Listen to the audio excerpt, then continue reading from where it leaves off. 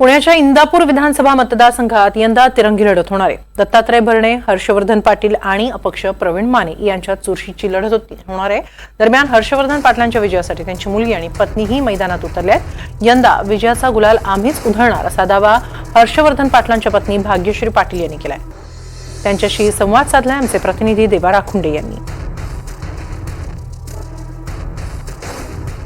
इंदापूर विधानसभा मतदारसंघामध्ये हर्षवर्धन पाटील यांचा प्रचार शिगेला पोहोचलेला आहे। काही दिवसांमध्ये मतदानच होणार आहे आणि आता हर्षवर्धन पाटील यांच्या विजयासाठी स्वतः हर्षवर्धन पाटील यांच्या सौभाग्यवती भाग्यश्री पाटील मैदानात उतरलेले आहेत। अंकिता पाटील ठाकरे देखील मैदानात उतरलेत आणि इंदापूर शहरामध्ये आज रॅली काढण्यात आली। स्वतः भाग्यश्री पाटील आपल्याबरोबर आहेत। काय सांगाल मला, आज हर्षवर्धन पाटील यांच्या प्रचारासाठी तुम्ही महिलांबरोबर रॅली काढली, मैदानात उतरलेला आहात?